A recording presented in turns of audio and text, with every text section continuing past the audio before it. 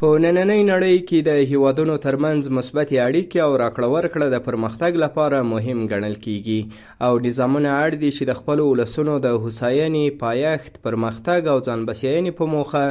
په خپلو منځونو کې مثبت تعامل او ټینګې دوه اړخیزې اړیکې ولري.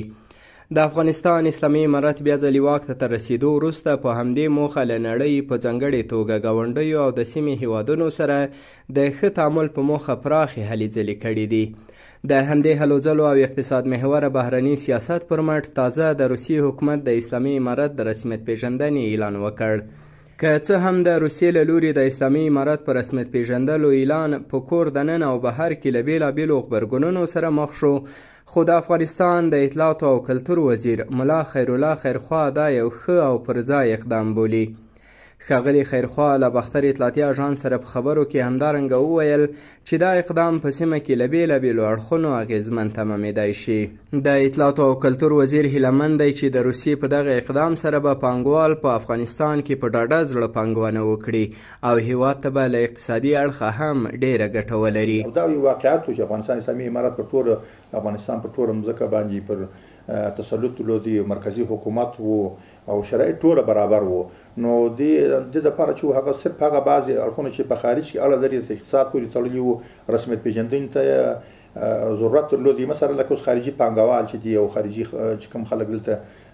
پانګونه کوي هغوی ته لار خلاصوي، هغه دلاوره کوي او هغه به انشاءالله د دې سره دوی ته ډاډ حاصلېږي چې دلته کومې پانګونه کوي په افغانستان کې. نو همداسې نور اړخونه خارجي اړخونه د لارې نه پر اقتصاد باندې مستقیما اغېز درلودلی شي. ښاغلي خیرخوا زیاته کړه چې اسلامي امارت د رسمیت پیژندنې ټول شرطونه پوره کړي او له نورو هیوادونو یې هم وغوښتل چې واقعیتونه درک کړي او اوسنی نظام په رسمیت وپېژني. نړیوال ته زموږ پیغام هم دا دی چې دا یو واقعیتونه باید درک سي. افغانستان اسلامي امارت چې کوم الحمدلله امنیت تامین کړی دی، د مخدراتو مخه یې نیولې ده، یعنې هغه فساد ورک شوی دی، هغه کارونه چې شوي دي هغه په دغه څو کلو په افغانستان کې چې دغه تحولات راغلي دي، یعنې د 45 کالو را په دې خوا نه هم مرکزي حکومت راغلی دی، نه هم دغسې امنیت راغلی دی او په دغه شکل باندې دغه نور ټول ایجابي کارونه چې شوي دي د مواد مخدر په هکله باندې او بیا د معتادینو د هغوی تداوي کول، دا هغه شیان دي چې هغه مثبت ټکي دي. هغه د یوازې نه د افغانستان دپاره، دا د دنیا د نورو ملکونو دپاره هم دا ګټور ثابتېږي، ځکه ضرر یې پر هغوی باندې هم پروت و، لکه د مهاجرینو بهیر ورتګ د نورو خلکو غیر قانوني و نورو ملکونو ته داخلېدل و هغوی هم ورسره تکلیفېدله او دوی خپله هم به کله کله خدای نسته د ګواښ سره مخامخ وه. نو په دې وجه باندې دا د ټولو سره زموږ اصلي او دوی ټولو ته پیغام دا دی چې هغه باید واقعیتونه درک کړي، نه دا چې د یو چا سره په یو چا پسې صرف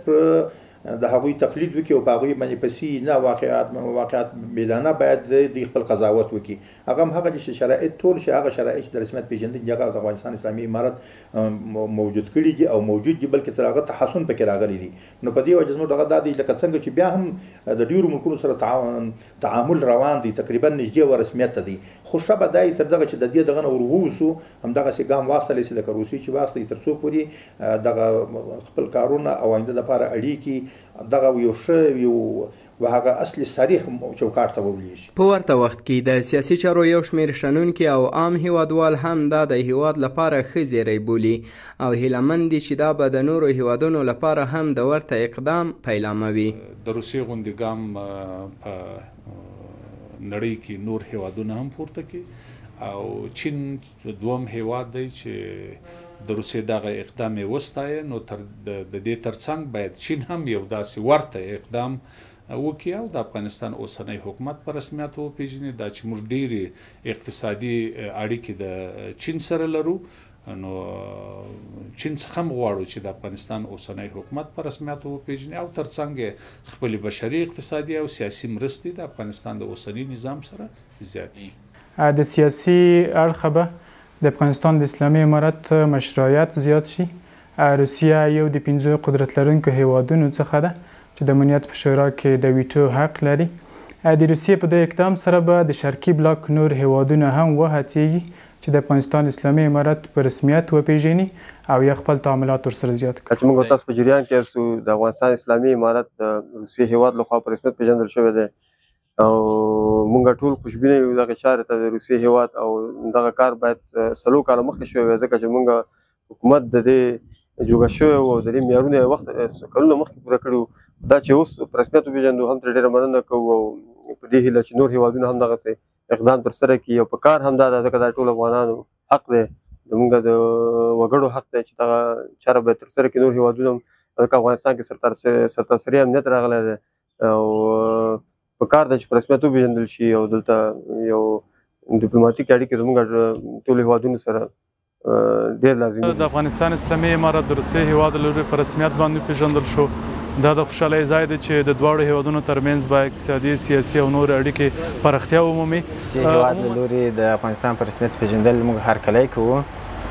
د افغانستان د اوسېدونکي په حیث ډېر خوشحاله یم ځکه رسمیت پېژندل د یو هېواد لپاره دا یو خورا حیاتي او په اصطلاح یو مهمه پروسه ده. د یادونې وړ ده چې دمګړی اسلامي امارت له ګڼو هېوادونو سره نږدې سیاسي اړیکې لري او له نړۍ سره د افغانستان مثبت تعامل ورځ تر بلې د پیاوړتیا په حال کې ده.